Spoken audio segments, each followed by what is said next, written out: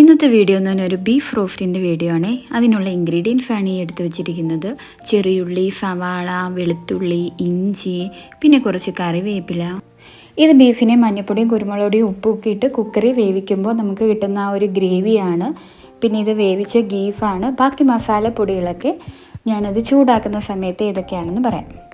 ഇനി ഈ പാനിലേക്ക് ഏകദേശം ഒരു 4 സ്പൂണോളം അളവിൽ മുളക് പൊടിയും 2 സ്പൂണ് മല്ലിപ്പൊടിയും പിന്നെ ഏകദേശം ഒരു ചെറിയ സ്പൂൺ അളവിൽ മഞ്ഞൾപ്പൊടിയും അതുപോലെ 2 സ്പൂണോളം ഗരം മസാലയും ഇട്ടിട്ട് ഈ പാനിലിട്ടൊന്ന് ജസ്റ്റ് ഒന്ന് ചൂടാക്കുക. ഒരു പച്ചമണം മാറുന്നത് വരെയാണ് നമ്മളത് ചൂടാക്കി എടുക്കുന്നത്.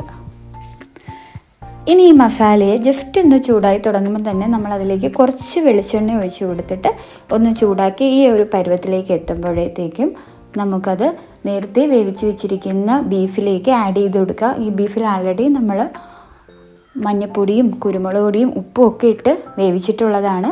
അതുമായിട്ട് ഇതിനെ നന്നായിട്ട് മിക്സ് ചെയ്യുക. ഇനി ഒരു 15 മിനിറ്റത്തേക്ക് ഇതിനെ മാറ്റി വയ്ക്കാം. ഇനി ഒരു ഉരുളിയിൽ ആവശ്യത്തിനുള്ള വെളിച്ചെണ്ണ ഒഴിച്ച് കൊടുത്ത് അതിലേക്ക് കുറച്ച് കടുക് ഇട്ട് പൊട്ടിക്കുക.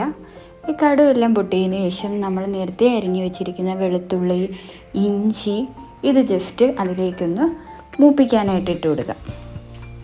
ജസ്റ്റ് അതിനെയൊക്കെ ഒന്ന് ഇളക്കി കൊടുത്തതിന് ശേഷം പച്ചമണമൊക്കെ മാറിയതിന് ശേഷം നമ്മൾ അരിഞ്ഞു വെച്ചിരിക്കുന്ന ചെറിയുള്ളിയും സവാളയും ഇതിലേക്ക് ആഡ് ചെയ്ത് കൊടുക്കുക. എന്നിട്ട് നല്ലപോലെ ഇളക്കുക. ഈ സമയത്ത് നമ്മൾ കുറച്ച് ഉപ്പ് ചേർക്കുന്നുണ്ട്. അത് വീഡിയോ ഒന്ന് കട്ടായി പോയതാണ്. അതിനുശേഷം നമ്മളത് അടച്ച് വെച്ച് കുറച്ച് സമയം കഴിഞ്ഞ് ഓപ്പൺ ചെയ്ത് ഒന്നുകൂടെ ഒന്ന് ഇളക്കി വെച്ചിട്ട് നമ്മൾ അടച്ചിട്ട് കൊടുക്കുകയാണ് ചെയ്യുന്നത്.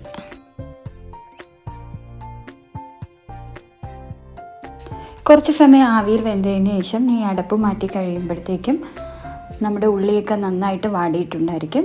അതിലേക്ക് നമ്മൾ നേരത്തെ മിക്സ് ചെയ്ത് വെച്ചിരിക്കുന്ന ബീഫ് കഷ്ണങ്ങൾ ഇട്ട് കൊടുക്കുക. എന്നിട്ട് ഈ ഉള്ളിയും ബീഫുമായിട്ട് നന്നായിട്ട് മിക്സ് ചെയ്ത് കൊടുക്കുക. ഈ മിക്സിങ് ചെയ്തതിന് ശേഷം നേരത്തെ മാറ്റി വെച്ചിരിക്കുന്ന ബീഫ് വേവിച്ച വെള്ളം നമ്മളിതിലേക്ക് ഒഴിച്ചു കൊടുത്ത് അതിന് ജസ്റ്റ് ഒന്ന് ചൂടായതിന് ശേഷം നമ്മളത് അടച്ചിട്ട് വേവിക്കുകയാണ് ചെയ്യുന്നത്. ഒരു 15 മിനിറ്റോളം കഴിഞ്ഞ് നമ്മളത് തുറന്ന് നോക്കുമ്പോഴത്തേക്കും ബീഫിൽ നിന്ന് നന്നായിട്ട് നീരൊക്കെ ഇറങ്ങിയിട്ടുണ്ടായിരിക്കും. ഈ നീര് തന്നെയാണ് നമ്മൾ ബീഫ് റോസ്റ്റ് റെഡിയാക്കുന്നത്. നമ്മൾ അല്ലാതെ വെള്ളമൊന്നും ഇതിനകത്തോട്ട് ചേർക്കില്ല. ഇനി ഒരു 10 മിനിറ്റ് കൂടെ നമ്മൾ ഈ ബീഫിനെ അടച്ച് വേവിക്കണം.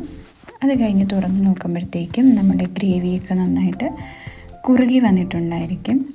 ഇതിലേക്ക് നമ്മൾ കുറച്ച് മസാലപ്പൊടിയും അതുപോലെ തന്നെ കുറച്ച് കുരുമുളക് പൊടിയും കറിവേപ്പിലയും കൂടെ ആഡ് ചെയ്ത് നന്നായിട്ട് ഇളക്കിയെടുക്കുക.